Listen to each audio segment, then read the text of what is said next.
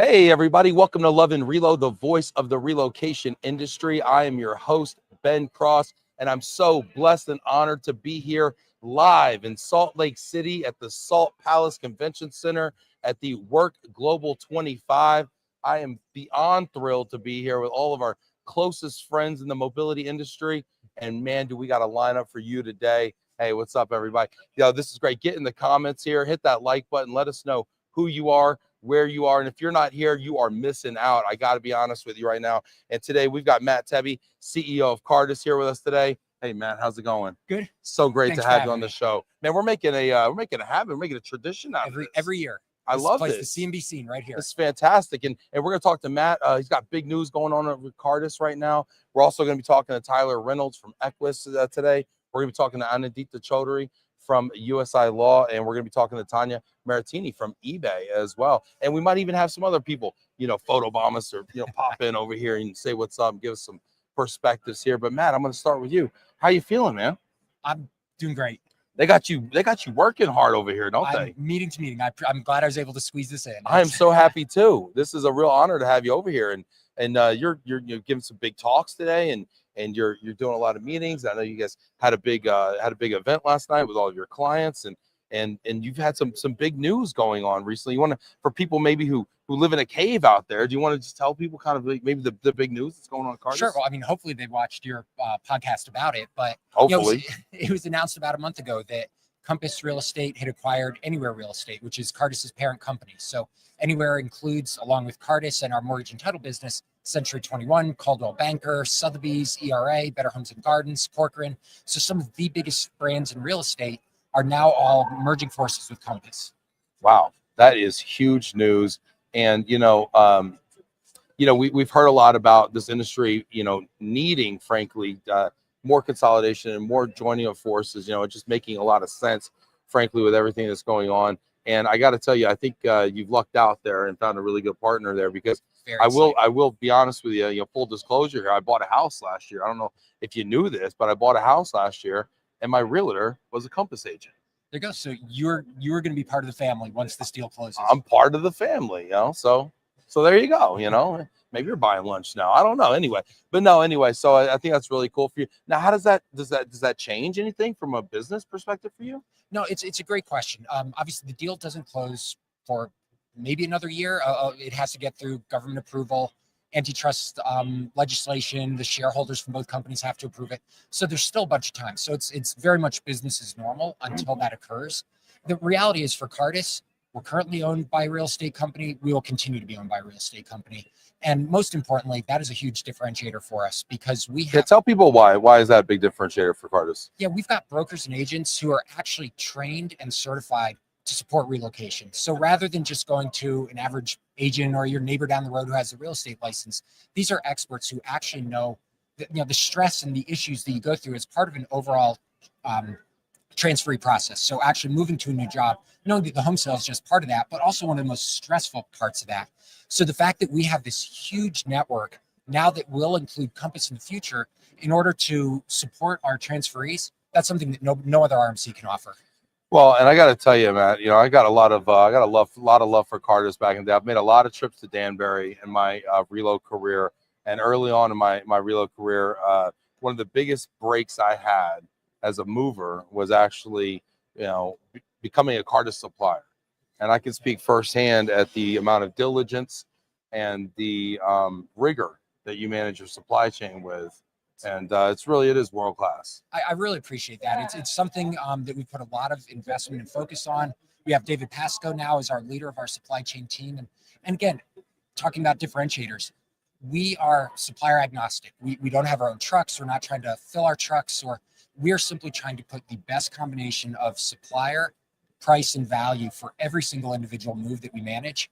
And so we're not beholden to anyone in that regard. We just want the best partners that we have, and we support them in that way. I mean, it really is a partnership. It's not a vendor-supplier relationship. Yeah, I love it. Get in the comments, y'all. Hit that like button. If you've got a question for Matt or a comment for me, I'd love to hear from you out there. We got people checking in. Ursula says she wishes she was at work also. I think Ursula's down in Australia. Oh, I wish I was in Australia. My expat assignment was in Sydney, so I'm very jealous, Ursula. Wow. Where all have you lived in the world, Matt?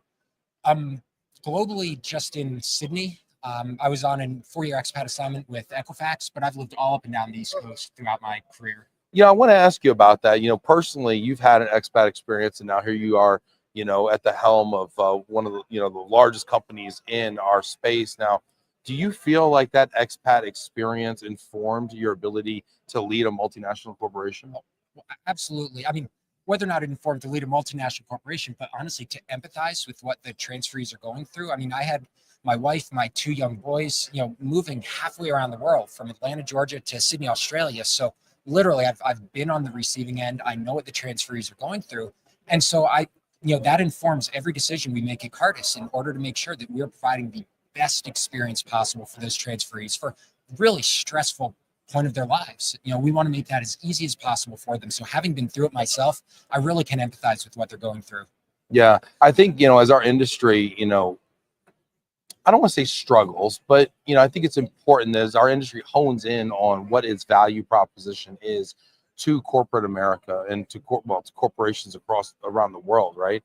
And we kind of talk about and what our messaging is to those corporations about why these assignments and why, transferring employees around, and not just maybe working from home everywhere, but actually moving talent around, why that's important. What do you say to corporations about that?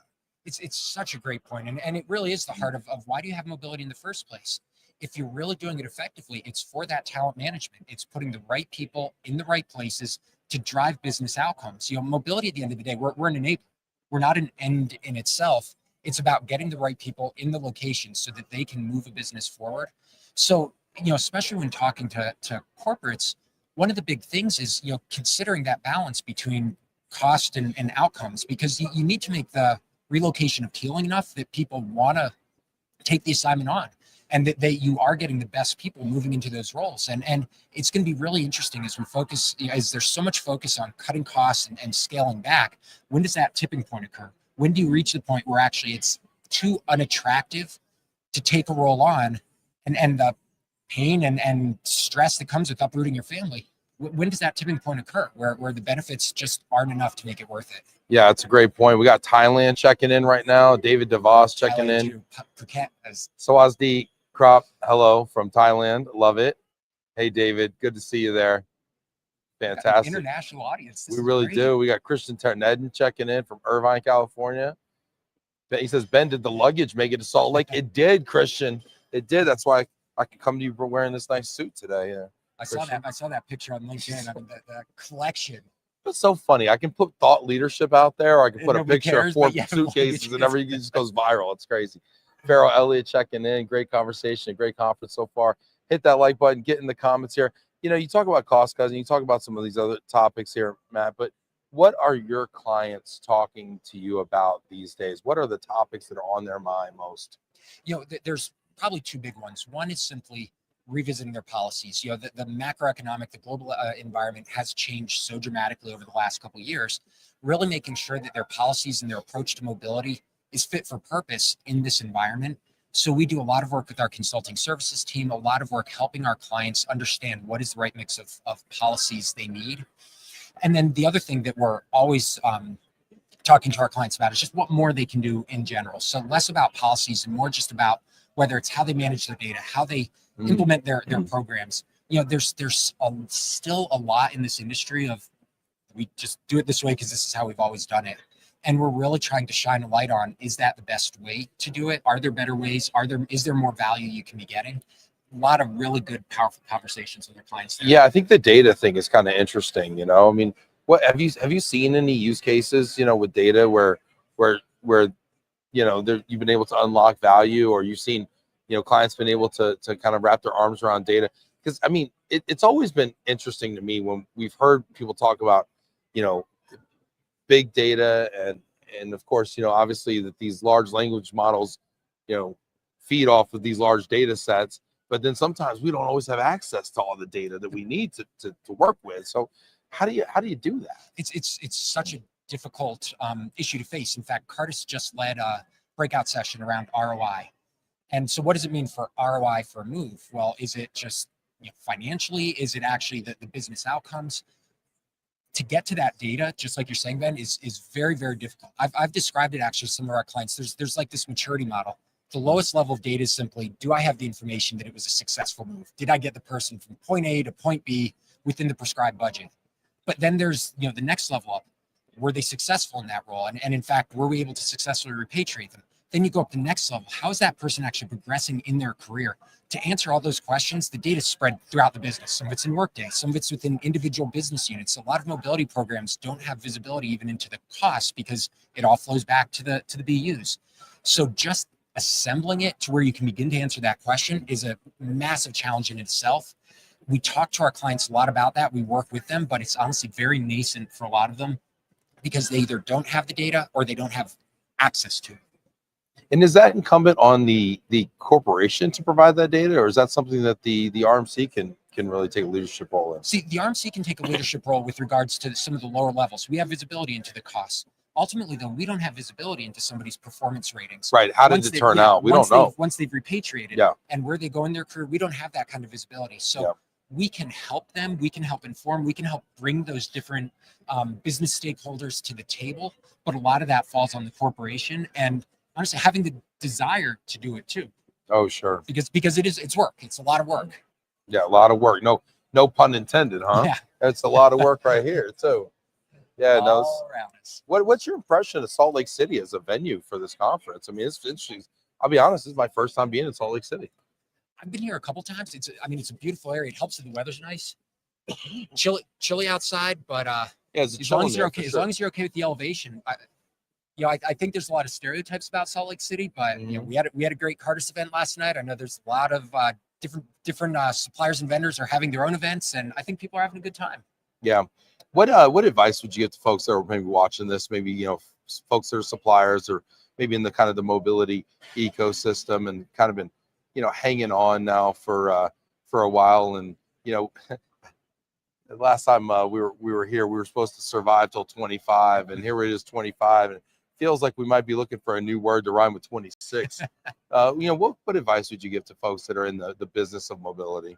I mean, kind of bluntly, if your strategy is survival, then perhaps it's not the right strategy. It means that you as an organization aren't keeping up with the changes, aren't able to keep up with the changes. So I think ultimately it's about being proactive. I've been very proud of Cardis's achievements, proud of the success we're having and the wins we're getting, because we are adapting, we are changing, we are transforming, and not just to be reactive to what's going on around us, but being proactive. And ultimately that's, if you want to thrive versus survive, it's about being proactive, looking where the market's going and positioning your company to succeed in that environment. Yeah, I like that. I like the idea of playing offense and not playing defense. Very right? much so. What do they say? Like, I don't know if you're a football fan, but you play prevent defense. It just prevents you from winning. You can't just sit back and play defense. Versus the best defense is a good offense. That's right? it. Yeah. And that's what we're doing. There's no aspect of our business that we haven't turned that rock over, looked at over the last 2 years, and it's successful. We're winning work away. Our clients are really happy. We're bringing fantastic service to our transferees, which is what's most important out of any of this, while maintaining really good, strong relations with our supply chain partners, with our clients, with our real estate partners throughout that ecosystem. So I'm really, really thrilled about the position that Cardis is in right now. And I do see us as thriving versus just trying to survive to the next year. That's really awesome. That's great. Matt, I really appreciate you making time for us. I know you're a busy guy, and thanks for stopping by and kind of shedding some light on what you guys are doing. And it's really great to talk to you. This is great. Thank you so much for having me. And I'll put the plug in because Ben is going to be on the Cardis podcast on Thursday. That's right. And the tables will be turned. I'll get to interview him in my apparently second career trying to be you. Yeah. But really appreciate the opportunity to be here. Thank you for having me. Yeah, I love it, man. Thanks so much for being here. Really, you're fantastic. And thank you. And I'll see you at the Cardis booth. Sounds good. Thanks. All right, Ben. awesome. Sounds good. And we've got Tyler. All right, I'll get out of here, man. You got work to go do. You got a day job. Hey, Tyler, come on over, buddy. Yeah, look at this. We got Tyler Reynolds coming on next here. It's fantastic. Getting those comments here. We got Matt Shea checking in. Says, saw you this AM, Ben. Have fun. Looking good. Matt, were you drinking this morning? Goodness, if I was looking good this morning. Here you go. Come on, Tyler. Bring it in, buddy. It's good to see you, man. Good to see you. Oh, man, always a pleasure. Look at this. We got Christian Turnedden checking in. Employees consider the benefits of compensation. What's going on, Tyler? Man, it's been too long, dude. It's been a year. A little bit of everything. probably just like your world. Yeah, man. Yeah, let's keep that in there. Get that All tight. right. Yeah. So tell us a little bit. Tell us what's going on with what's new with you and with Equus. From an Equus perspective, I guess more of the same, more technology, more locations, more clients, more partners, just more and more and more. Yeah. More. Yep. And- No more companies. I think we may be good with the 4 that we have for the moment, but other than that, it's just more and more. Can you describe for people who may not be familiar with Equus and kind of and what you are and how you do it? You know, your company and your business. Sure. So we are a technology company. We started in 1999 doing U.S. domestic gross up and expense management. Wow. And that was our very first product, not international, not global at all, very focused on the U.S. market. Yeah. And then just a handful of years later, we started a product called Assignment Pro that took us around the world, introduced us to companies all over.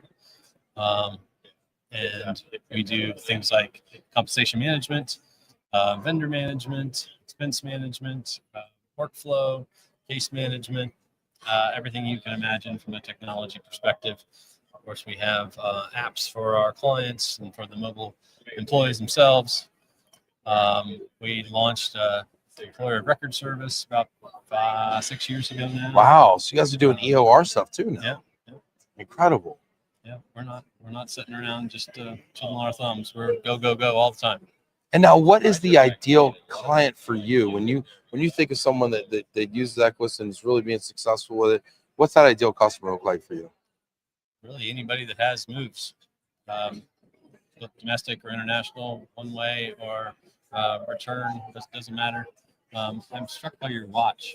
Oh, that's a conversation piece. Thank you. That's fancy. Thank you. It's a Frank Mueller watch. He's a Swiss watchmaker. He's called the Master of Complications. Okay. It is very complex, very complex, like me. And yeah, it's thank you. Sure. Is it distracting? Can I go to hide it? It's pretty fancy, man. Anyway, that's a little bit about us. We are in 11 countries. Our people are in 11 countries today. About 350 employees. Wow, 350 employees. So to think of where you've come from, and starting in '99, doing this kind of this one thing, and how you've grown. I mean, what was key to that? I'm always so interested in how companies have grown. What was key to that growth? I'm really just curious.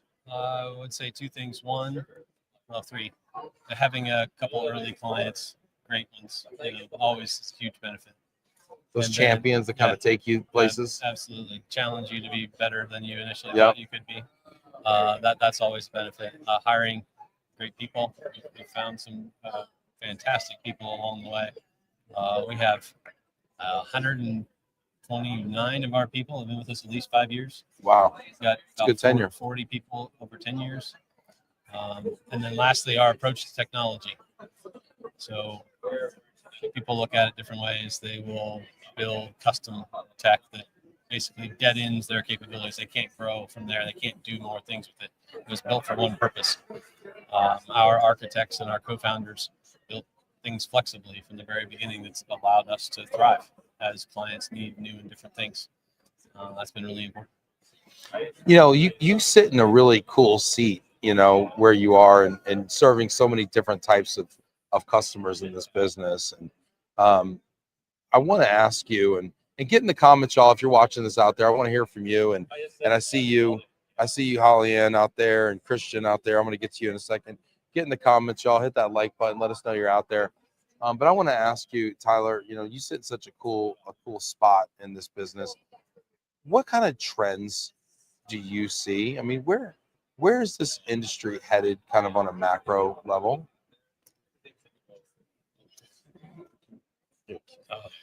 Well, that is a tough one. I think more and more flexibility, more and more kind of bespoke processes, different kind of mobility types. It's not going to be simple. It's not going to be straightforward. It's going to get harder and harder. And what's driving that bespoke? That going towards bespoke? I mean, do you think are we going away from policies and standardization? I mean, what are your thoughts? I think it's both. I think more companies are starting with standard and then very quickly blow out the walls. And that's It's just the nature of the beast, I guess. But yeah, I think it won't be one thing. It'll be 19 things. It won't be one standard small impact. It'll be many, many, many. And that's fun. That's exciting. That's opportunity.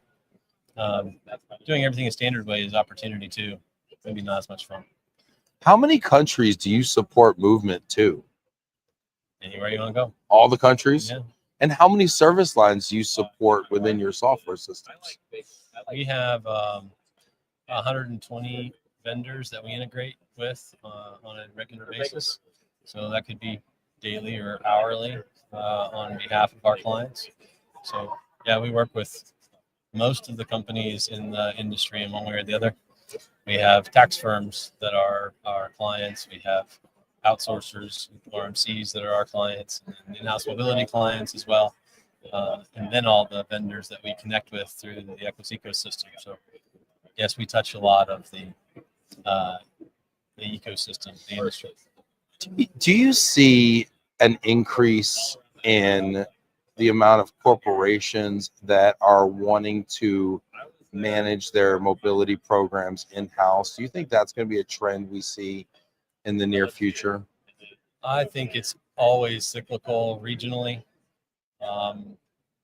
You didn't see any of that in Europe, and now you're seeing some. You used to see a ton of it here in the United States, and now there's less. It's never one thing. It's always movement. There's always change. As soon as somebody insources, they'll outsource 5 or 10 years later. They outsource, they'll insource 5 or 10 years later. Just people like doing things new ways. So the pendulum kind of swings. Yeah, but within an organization, within a region, within an industry, all the above. Yeah. Yeah. I heard that you spoke earlier. I did. I'm not sure how I'm talking into that. Yeah. So I wasn't able to be in that talk. I had a meeting at that time. And for folks out there who might be watching who weren't able to kind of check it out, would you mind kind of giving us maybe a little synopsis? Sure. So Anupam, the WRC CEO, which I have a ton of appreciation for, gave an update on statistics data from Global Mobility, and it doesn't look great as far as the number of moves that are managed by relocation companies and the like today. That number has been shrinking by a significant margin over the last 10 or 20 years. And so some are looking at it as a new normal, right? So after showing the statistics, we talked with a panel and said, hey, well, what does this mean? Is it doom and gloom? Is it there's opportunity out there? And I believe we all talked about the opportunity side of it. What is the opportunity in the new normal of a smaller market? So just simply from a technology perspective, there's always something to automate. There's always more compliance that needs to be managed. There's always more integration to do. There's always more companies to talk to. So it's pretty easy from that perspective. The math on the slides that Anupam was sharing was suggesting that I want to say 20% of the moves, household moves in the U.S. actually are managed by an RMC today. Only 20%. Only 20% of the long distance household moves, I imagine. Yep. Outside of a county. Yep. And so if that's true, which I'm sure it is, it's all based on U.S. statistics that he received from the government. So you take that information, you say, hey, we could double. So easily. yeah, so we can actually improve market share quite a bit. Yes. So while we're shrinking, we're actually just doing a worse job of capturing market share. Yeah. So it's not that people are moving less; we're just doing a worse job of selling into them. Is that because we're talking to the same 200 clients all the time? Is that because we go to the same event all the time? Is it we're not looking at through the right lens at opportunity? But it's there. Our program's becoming maybe more fragmented. It feels like there are more companies. Well, it's ironic, right? We're seeing consolidation, but it also feels like there are more companies, more small companies out there too. Yes. And how do we capture small companies relocation? I mean, I'm a company of 5 people, and we had a relocation 2 years ago, and I relocated 2 years before that. And who knows, 2 years from now, we might have another relocation. We're what RMC's out there bidding for my business? Gosh darn it. we're a smallish company, and we send people to different countries all the time, for their own family needs, for business needs, so for growth. Yeah. So, I mean, in order to do that, I mean, do we have to consumerize ourselves? Do we have to become more competitive along with those consumer players, or and does that change the level of service we offer, or how do we tap into that 80% that we're missing? That's a good question. I think just realizing that opportunity is there and that we need to change should get us there. There's a lot of smart people in mobility. Are there? Are they up I'm next? Are sitting they next to one of them. Yeah. Oh, we're doing good. Daisy got worried. She saw me looking at the phone. She's like, "Are we having technical issues?" No, I think it's kind of been something that we've been struggling with maybe since for the last 10 years. I think really this kind of shift towards lump sums, you know, and to hear that then put a figure around to 80%. It's nice to know how much is out there. I want to wrap our arms around it better. Yeah, Soon. Yeah, we need to capture that volume, you know. And then you see the new players that are being made, you know, the new AI, you know, the new AI companies that are popping up, and you know, all these companies. We have to get in front of those. We have to do a good job of selling into those companies, because they are moving here and they are doing things. Yes, they are. So interesting stuff, man. So what are you excited to hear about and see differently this year at WERC? You know,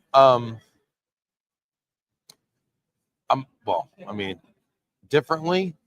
For me, it's always touching base with the people, right? You know, and that's always first and foremost for me.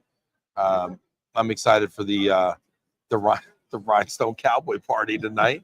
I brought my hat and my boots tonight. Nice. No rhinestones because I'm a classy guy. Okay. But you know, I'm excited. I'm excited for that aspect.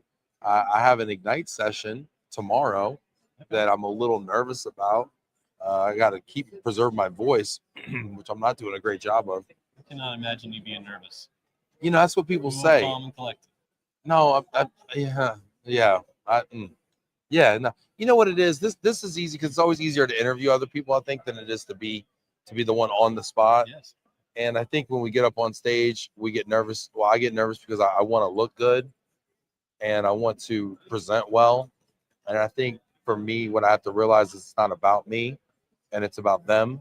And I need to really focus on like just making sure that they just get a good information or inspiration or sharing something that can make them a better human or whatever, you know. And it's not about if I look smart or, you know, whatever.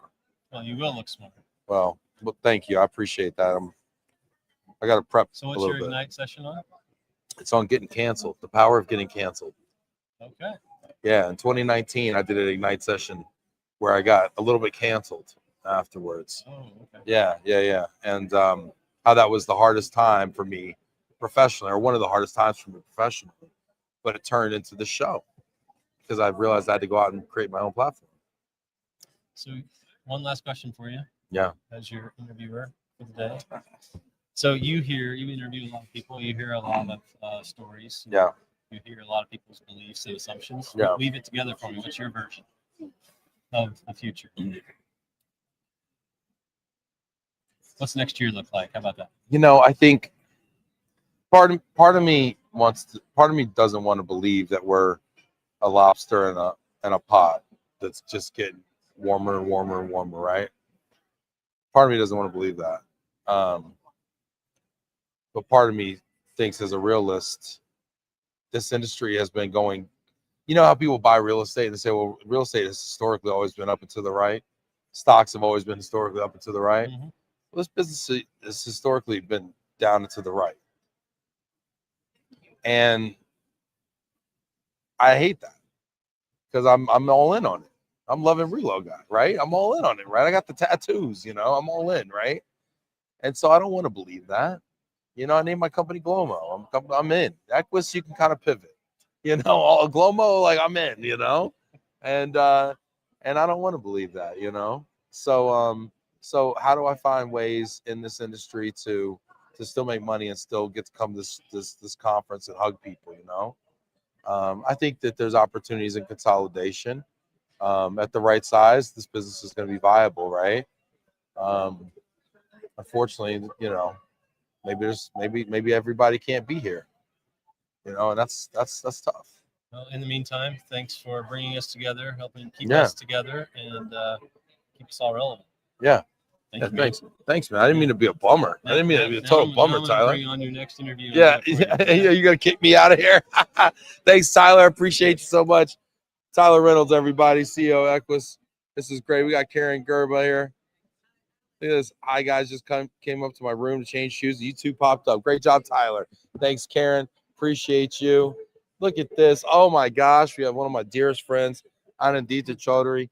Anindita from USI Law. How are you, my friend? Good. How are you? Oh, it's so good to see you. Hey, Carrie Hatfield. I see you over there, friend. How you doing? Carrie's going to photobomb us a little bit. It's so good to see you. Great to see you. Wearing that trademark smile. So great. How are you feeling today? How's everything going? I see you over here just socializing and making connections and everything. You feeling the love? Feeling the love. There's so many friends, so it's a relief to be feeling reconnected. Currently, this morning started with a time bomb. I mean, the ground is moving, is shifting beneath our feet every day. So tell me about that. It's literally, this morning we woke up to the news that the extension of statuses that we were depending on, this is U.S. immigration I'm referring to, the government announced this morning categorically that they've canceled that. So what does that mean? So when it comes to literally maintenance, the compliance is such a big deal, right? Let me just literally pull it up for you so that I am quoting the breaking news. So the Department of Homeland Security ends automatic extension of employment authorization. So when you have some extensions pending of employment authorization, the EAD cards, the 765s that are filed with the USCIS because of, applications that are legitimately filed, then there are some categories where you can get the 540-day extensions and continue working so that work is not interrupted. And they announced this morning that that has been canceled. So, overall, the sense we are getting is the ground is shifting beneath our feet every day, every moment. You have to be alert as immigration providers, as partners that corporates depend on. Compliance is a huge issue in today's day and age. It's almost like it's a gotcha moment that, the current administration is waiting to pounce on. And I'm grateful to be in the presence of WERC today, which even in my session yesterday, which was also compliance centric, to remind the people in the room that, we have to collaborate together. There are immigration law firms, there are, DSPs, there are RMCs, there's so many providers. Some of us look at each other as competitors. Yes, in the real world, maybe we are. But at the end of the day, we have to remember or remind ourselves that we're actually collaborators. Because if we don't work together, at the end of the day, we are hurting each other. We are hurting the global mobility, industry as a platform, because right now, geopolitically, and if it's just not the US, I mean, right now we're sitting in Salt Lake City. It's focused in the US, but we are here with people around the world, around the globe. And this is affecting anything in the US is affecting internationally. So to be in an environment that protects each other and, is agile, and to a certain extent, be fast on our feet to think what's the next thing that's coming down the pipe, and to protect the talent that we are so entrusted with the responsibility, of protecting this talent. Sure. Sorry. It's huge responsibility we have. So what do people need? So going back to just this breaking news, I mean, going back to what do people need to do differently now to make sure that they're compliant, make sure that they still have the ability to work? I mean, literally, the first and foremost thing is, as far as HR and immigration personnel in every company, I mean, this has been a thing. I mean, compliance should not be such a big deal, primarily because compliance should be something that every company should be adhering to from day one. So it's not such an alarmist. In our firm at USI Law, we don't believe in just addressing everything from an alarming perspective. It is something that should be adhered to from the very get-go of, in this case, impaneling a foreign national or even a US national for that sake when it comes to I-9s. But when it comes to foreign national with the H's, we have the labor condition applications, the public access files. So everything that should be done must be done to the letter of the law from the get-go. Then there's nothing to worry about. When it comes to LCAs, then it comes to perm compliance. So whatever it is, if you're doing it correctly, there's nothing to be worried about. But however, given the shifting attributes to the law that you're referencing, every HR professional should then go back and make sure all their I's are dotted and T's are crossed. And literally, since I would say Jan or Feb or March, we've seen an uptake in our firm with our partners to literally conduct, in some cases, town hall calls where we educate the employees. So the corporations are asking for that for their employees. 100%. Well, it's better than them going online and going into these chat This forums. is not the time to be educated with online and chatbots. Because the rumors just go crazy online. And it's incorrect information. Between the blogs and the chatbots, trust me when I tell you, partner with somebody who knows what they're talking about, whether it's an immigration law firm, whether it is whoever your partners are, RMCs, whatever it is, somebody who's knowledgeable, because if you don't do that, you will be hurt. And the consequences and the penalty for that, depending on the size of your global mobility, could be in the millions. Wow. Super interesting. It seems like the importance of partnering with the right company right now is maybe greater than ever. The message from the White House is very, very, very clear. They are focusing on compliance. In the big, beautiful bill, hundreds of millions have been set aside for investigations, FDNS site visits, ICE investigations. It's undisputable that this administration is focusing on primarily investigations and compliance. And depending on how the nature of your foreign talent pool is, you have exposure. So what do I mean by that? So if you have employees who you just don't hire and place at your headquarters, if you have employees that you hire and place at third-party offices, you have even more exposure because they will come not just to your headquarters to inquire and see whether this is real, they will go to your client sites to inquire if they're actually working at those client sites and investigate. So they're going to the third parties even more so. 100%. Now, are those third parties some of the ones that were kind of being targeted or kind of being used as rationales for the kind of some of the crackdowns and the reforms that they were trying to propose? Yeah, I mean, third parties are all the corporates that are here on the floor here, Ben. They're all multi-billion-dollar American companies where basically, certain companies who are mid-sized or even large ones are feeding talent, right? The truth is, America is the greatest country in the world, and it has remained to be so for decades, primarily because of foreign talent that we've been blessed because of the opportunity we provide the world.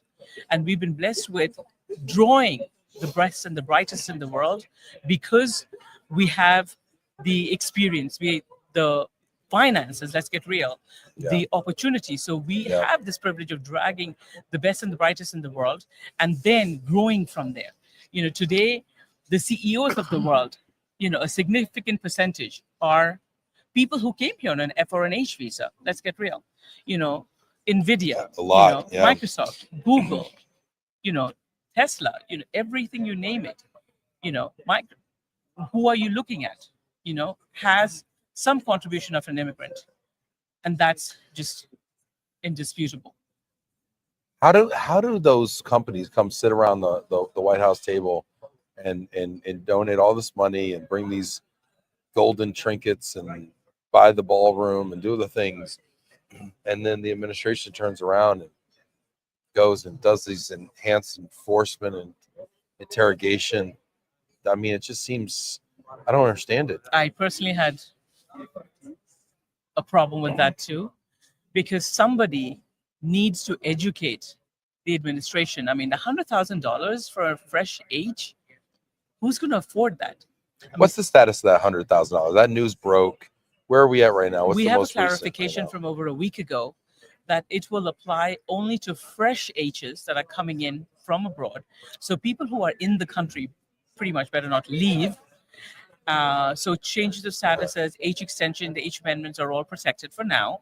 So it's especially affecting fresh ages and those who will need consular processing.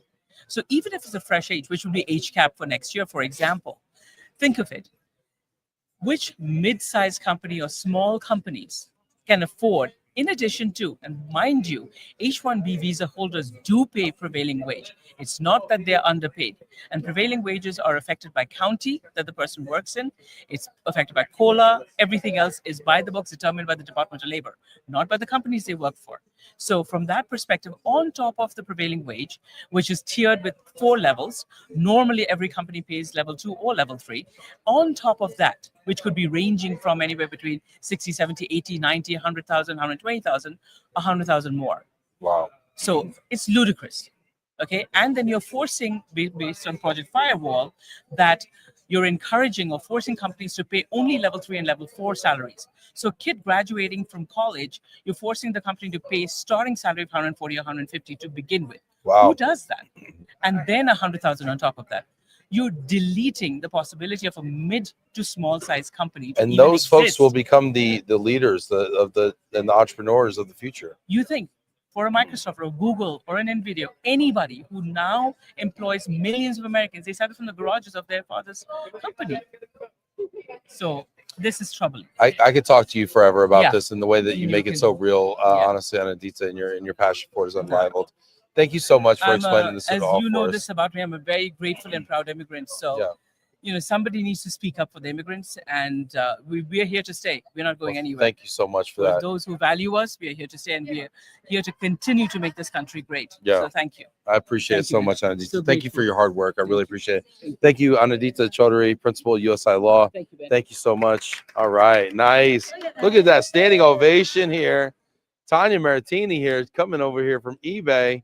What's up, Tanya? My dear Oh, do we have friend. to share the mic? No, it's your mic, Oh, it's dude. my mic. Oh, because Yeah. you're already mic'd up. You're it. And we're live. I'm And we're great. live. It's Yeah. Tanya. Hey, friend. Hey, Hey, I friend. feel Hey. weird because I want to look at you, but I know I'm supposed Well, to you look at the can look camera wherever you wanna probably. look. So Wherever you want to look. And we're in your hometown now. Well, we are, ish. well, Your adopted my hometown? stomping grounds. That's what Your I'm telling new- people. These are my new stomping grounds. Yeah. Yeah. This is my first time in Salt Lake City. What do you think? Tell me what you think. I like it. I've been here for like 10 hours, but Oh, I like okay. it. You just got in. It's beautiful. Have you been outside at all? Because it's beautiful. Have you seen the mountains, the snow-capped peaks or anything? I saw the mountains. I did not see snow capped. I saw regular Okay. capped, uncapped. Okay. peaks. Well, But okay. no, you gotta look the other like- direction. I'm looking all over. No, I like it. I like it. I got to Okay. get out more. Honestly, I've been Yeah. in meetings, which is like a shame. You come to these cool places and you just And then like, you don't get to and you're just in a explore. ballroom that could be in like Chicago. Could be anywhere. Yeah, you're like whatever. But you're no, here. I'm, No, I'm it's happy. awesome. I'm excited Did you? about it. I was gonna say, did you get to go to the general session this morning or anything? Then, No, I was in meetings, Tanya. Okay. I well, I was was hoping. in a meeting that could have been an email. Well, because yeah, which this goes back for Ben and I. But no, I just have to say because I was really excited.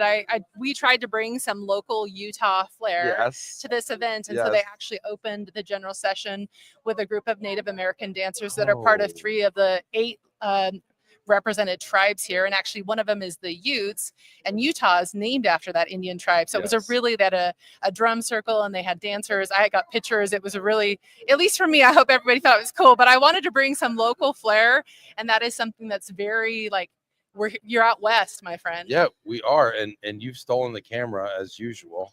Hold on, hold your hand up next to your face. Like that. Oh, are we out of blur? Are we blurry? No, just now put it down. Okay. Now put it down. All right. It was so captivated by your story about the Utes, Okay. and it was the drum. Well, it was circle. great. Yeah, no, that was fantastic. And then the Amy Purdy was the keynote speaker. She's a Paralympian snowboarder, and she actually used to live in Utah, and she told her story, and it was just really like there's really a connection here. And of course, Olympics is a big thing in Utah Did as you well. help plan some of this or something? I did. That's feel why. like Yeah, that's your- why I was like shouting your it out. fingerprints are all over. There's this also, thing. if anyone's watching live, but if you're not here, that's too bad. But if you remember, if you've tuned into some of Ben's other shows about dirty soda, Yes. the dirty soda. What is a dirty soda? What I've been is asked all this- week. What is this dirty I don't soda? know how I feel about this idea, Tanya. Sell me on the dirty soda. There's not dirt in it, I promise. So no, a dirty soda is like a mocktail. And so, a lot of people here don't actually drink alcohol, but they drink a lot of soda pop. And so Okay. a dirty soda is like a soda pop with mix-ins. So it could have cream, it could have fruit flavors, it could have fruit. Mhm. it's just fun. And thank you to the sponsors, but there are dirty sodas available in Expo Hall. In the Expo Hall. Yes. So I can try my first dirty soda in the Yes. Expo Hall. Yes. I you will mix try up. it and I will Love give it it. a review and a positive.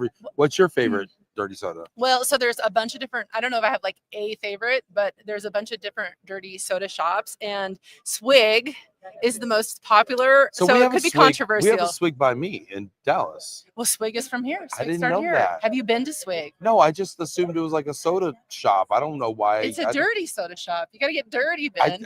I just like I thought it was a drive-through soda shop. I didn't know why No. they'd have a drive-through soda, but I was like, No. okay. So anyway, so there's some local flair throughout, and I, having only lived here a little over a year, but tried to bring that into the event. So hope everyone enjoys I it. just love your energy and your passion Thank for you. all things, and that's I'm one of the things hoping- that drew me to you the first time we met at a well, it wasn't work then. It was worldwide ERC Global Workforce Symposium, and I just was like, this person is so cool and so genuine and so just enthusiastic about everything. And I was, one of my favorite quotes is "Nothing great was accomplished without enthusiasm," and you have that in spades, and I just love that about you, Tanya. Thank So you. thanks for bringing the joy and the energy. Thank you. Yeah, I was gonna say longtime friend. I still remember we met. Yeah. And the laugh is, so it was a conference many years ago. Yeah. And okay, so I have a lot, but we had got to a lot make of flair I know, I going got a lot of flair. I got pins too. Uh-huh. But you had to make your own I don't know what we call these, but a little Tag. ribbon. The Yeah, ribbons, yeah. ribbon tag. And Ben made one for me, and it said I went to a meeting that should have been an email, and I wore that proudly all week. Yes. It was a bit of a theme. Well, because I think the speaker said something about it, and we shared a laugh about it. Because it was real. And so I wrote that for you, and you did that one, and then you probably don't remember what mine said. I don't. You're welcome. Because I wrote one for myself, and mine was bold.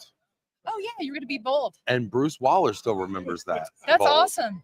And You might have inspired him even. and I've been bold You have with your for career. better or worse. Well, no, it's great. And I was gonna say, having known Ben, I think for over a decade at least. For a If long you time. remember, I'll say this. I hope you're not embarrassed, but one of your early on dreams is you really wanted to be like a sportscaster, newscaster, and so seeing you start Love and Reload during the pandemic and where it's gone and live broadcast and all these events, Yeah. I'm really proud of you. I'm Thank really you happy so for you, much. especially because I know this is something that you have a passion for. So I'm honored. Anyways, you know this. I'm honored to be part of the show. Thank you. But it's really cool to see how it's continued to evolve. One early on, you were such a champion for me and such a supporter, and you sent me a book about public speaking. Oh, I did. That's right. Yeah, you did. So it was so funny early on, like when I was doing it, everyone was like happy for me, but I would start to see what they really thought about me by the gifts they would send me.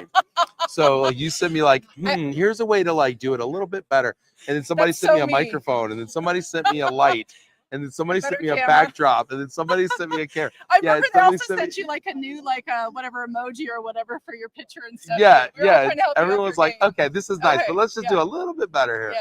Oh, and thankfully the community has supported it, and here we are with the ring light and now I stole the camera now, it's okay. and sometimes the cameras are too good now, and whatever. And now here we're gonna No, tie it's you okay. back to I the don't camera. I don't need the airtime. Well, I was hoping. I don't know how much time I get, but I was hoping to. I know you and I are both ambassadors, passionate about Move for Hunger, and I was hoping we Yes. could talk a little bit about some of the really cool things Yes, let's that are do it. Let's happening talk around about it. hunger Let's and talk Move for about it. Hunger here at the convention. No, let's talk about it, because you know what? SNAP benefits are I know on set November to be 1st. revoked at the end of this And month WIC. for 16 million Americans, something like that. I think it's It's 42. 42, maybe 16 million kids. It's just a Yes. crazy amount of people. Yes. Yeah. It just gives me chills. It's so sad. It's heartbreaking. It's So sad. heartbreaking. Yeah. And I don't know where people are going to get meals. And earlier this year, there was a lot of government cuts around federal spending to the food banks and things. So I want to, and I might look at my phone because I wanted to make sure to shout out a few things. Good. But one of the really Shout cool out to Tim things- Hughes from MSS. He sponsored Thank a you. Sip for Hunger in New York City, where we did a whiskey Thank tasting, you. the king of crates over Thank here. you, Tim. Over Yeah. here. Yeah. I love you too, man. Thank you for being a sponsor for Move for Hunger. We appreciate you, buddy. You're making a difference. And Lynn too. Yeah. Yeah. Anyway, you were going to give us some. No, some I highlights. wanted to give some highlights and some shout outs. So I wanted to, I won't remember the sponsors and I don't want to forget anyone, but thank you for everyone. You'll see, we've had a family.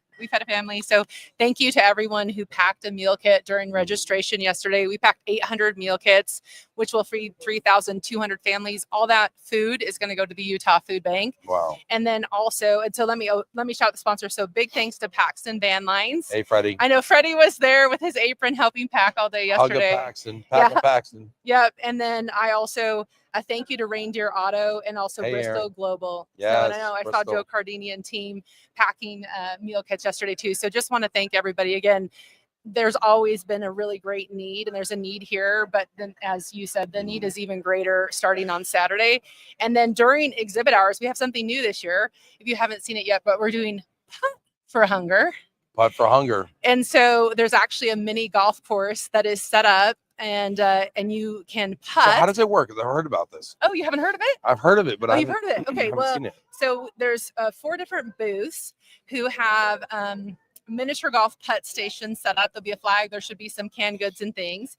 And you could just go around and putt for hunger. And everybody who putts, I mean, I think, like, let's be honest with the scores, but then there's a grand prize winner as well. And we've got a sponsor for that, and they'll win a gift card. So it's just a fun way to get involved with Move for Hunger. Another way to give back. Sponsors gave money, and then the food that's being used too for Putt for Hunger is also going to be donated to the Utah Food Bank. Nice. So, and I have to, so again, because I feel obligated, but I want to shout out the sponsors. So I want to thank Cardis, Fidelity, Atlas Van Lines, and KPMG. They all, I don't know their booth numbers, but they all have a putting booth at their station. So please stop by.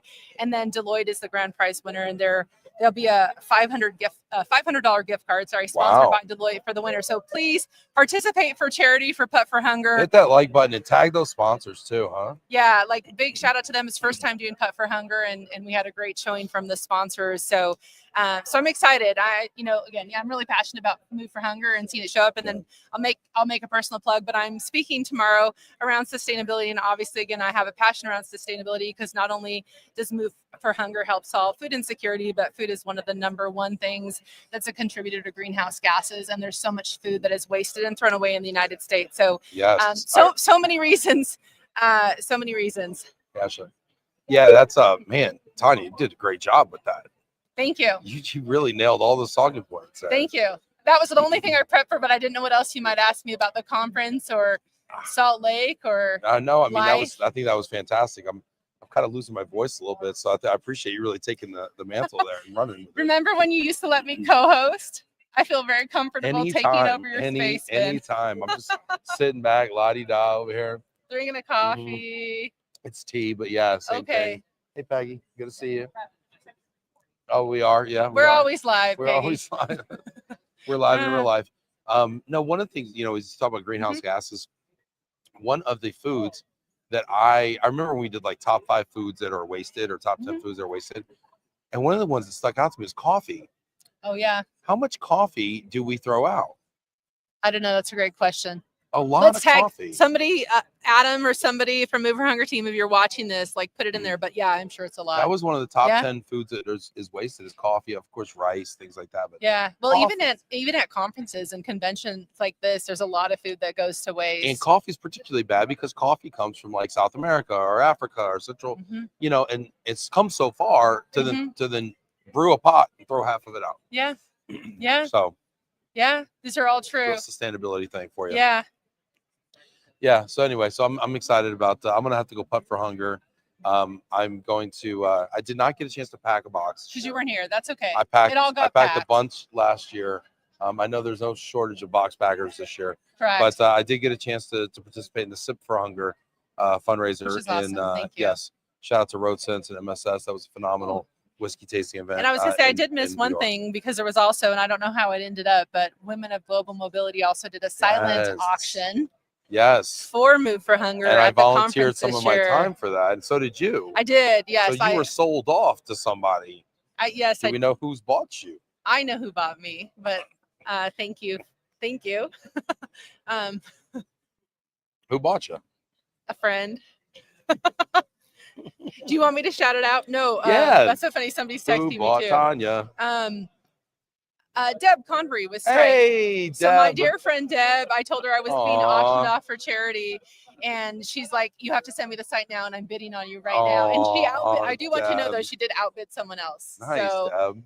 So yeah, and Way to be, Deb. and so Deb and I was a virtual lunch, but Deb and I will have to figure out somewhere we can actually do a face-to-face lunch. But just another, again, I just really appreciate, like, happy to be supportive of women of global mobility. Shout out to all the ladies in our industry. And yeah, really great to see them also giving back to charitable cause here at the conference. That's awesome. Well, I hope somebody bid on me. I'll feel bad if somebody didn't bid on me. Yeah. There's still time. Bid If on there's me. still time, bid. Please, if you love. did not bid, drinks with Ben, Drinks with it me. was I'll do lunch a with me. virtual So, happy hour. and if somebody also wants lunch with me, we're willing to take donations for Move for Hunger as always. So I love it. Tanya, this is great. Yeah, this is thank awesome. you. I can't wait to hang out with you more. yeah, I miss seeing you, friend. Yeah, Yeah, it's I really good, do. It's good seeing you. And I've got to go practice my Ignite session. Oh, I am going. So I'm on the WRC board, as many people know. So my schedule's a little crazy this week, but I am going to the Ignite session, and I can't wait to see you. I'm nervous. No pressure. I'm You're going to be nervous. amazing. We'll see. I was going to say, I know Robert Horsley is doing the next session, and Robert speaks all the time. And guess what?